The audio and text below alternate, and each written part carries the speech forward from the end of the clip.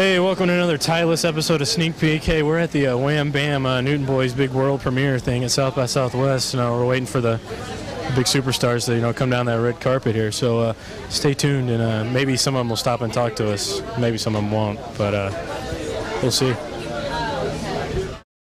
Hey, we're with UT, man.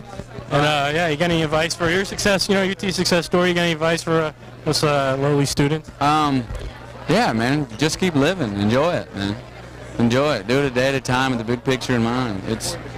What a great town to be in, too, man. Best college town there is in the world right here, man. For many, many reasons. And if you're here, you know what I'm talking about. That's all over. Yeah. All right, thanks a lot. Man. Have a good one. Stepping on his mark. Hey, we're at the Paramount. I'm Kelly. I'm here with Chad Briggs, and we're here for the big EdTV premiere. We're waiting on all the hot celebrities to show up, and hopefully they'll talk to us. They won't pass us up like they did last year at the Newton Boys premiere. I don't know if you saw that. I'm just hoping not to get kicked in the groin by a celebrity tonight. That's my only goal. Yeah, I'm gonna strive for that goal too. Actually, that should be every reporter's goal here. Right? Anyway, yeah. So I think what we're going to do is when Matthew McConaughey comes in, we're going to ask him the same thing we asked him last year at the Newton Boys premiere, and we're hoping he'll say the same thing. I've got $20 on the fact that he'll say the same thing. I can't bet against you, my friend. I would actually put 20 more down. And we're wondering, your UT success story. You have any advice for us lowly college students? Or? Yeah, man, take risks, have a good time, man. Yeah, that's the thing. I know that's when things really started working for me. Is when I started going, no, I'm gonna have a good time doing what I'm doing. Take the risk, man. And you only do it once, man. So whatever little opportunity you got in there, go ahead. I think it's just get your direction. You're going north, south, east, and west. Pick your direction, and then give yourself about 7 lanes to swerve. Just go in the right direction. It was a pretty interesting night out there at the red carpet. We didn't get to talk with Kevin Costner, but luck was on our side because who showed up but Mr. Matthew McConaughey. Now, he has sort of a history with Sneak Peek. This is the 3rd time we've interviewed him, and we always ask him the same question. As a UT success story, what advice do you have for Longhorns, the students, the people, the little people? Hey, Matthew, do you have any advice for UT students? It's almost the year 2000. What do you have to say to all the future Texans, the future Longhorns? Rest up for that party that night, man. That's as good as it gets, man. Yeah.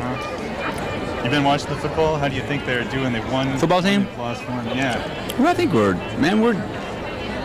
improving weekly. I mean, I thought the win last week against the Rutgers was a win. We didn't play as good as we could. Mm-hmm. We got to play better than that to beat 4 more teams that we got on our schedule.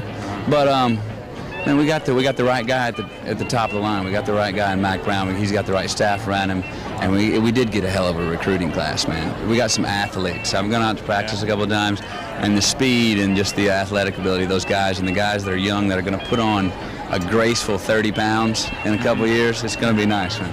Thanks for talking. Yeah. Football talk. We talked with Matthew about football.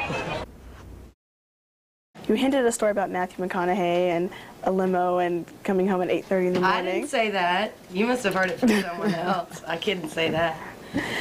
Is there a little story about Matthew? Yeah, there's a little story for the people that, I didn't think, the last dream I ever had for me that evening was that I was going to be in a limousine hanging out with the schoolboys, his best friends from Uvalde, and drinking beer and having stories and just hanging out with people that were part of the entertainment that evening, part of the Joe Ely band, and it was fun. And I don't know if I should say this, but you want to hear the clincher? What's that? The clincher is, and I don't know if you'll believe me or not, but we went back to his place.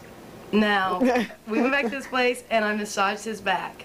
And I didn't see his front side at all, girl, and we didn't even kiss. And I left. I left him a note, I gave him my number, and I said, thank you for, such an incredible his bare back?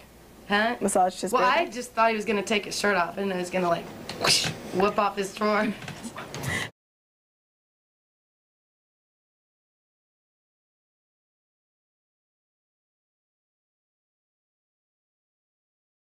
All right. How do do you think Texas has changed that much since like the 1950s? Maybe just the looks of Texas has changed as far as new industries and technologies and stuff like that. But as far, it's still the old code of ethics of the way Texas started out. I think is still the same. Why would you two consider yourself Texans? No, you go ahead. That's the reason. I consider myself a Texan because I just like how people are in Texas.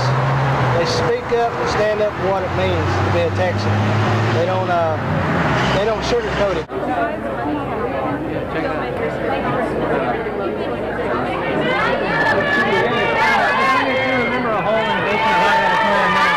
Texas Student Television. I believe you worked at that year's class when you were at UT.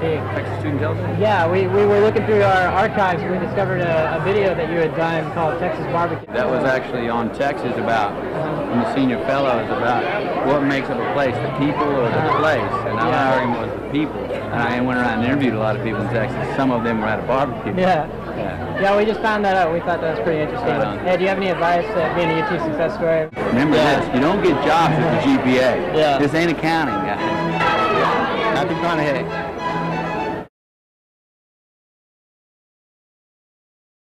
The things that have changed in Texas are the new technology. Like this barbecue place. Barbecue is only good if you do it the old-fashioned, slow way. You can't rush it. There's no way of doing it. There's been new technology in barbecue pits. You still want smoke flavor, you get it from the tree. You got to know what tree to get. And if it's not in Texas, you're going to have a bad piece of meat.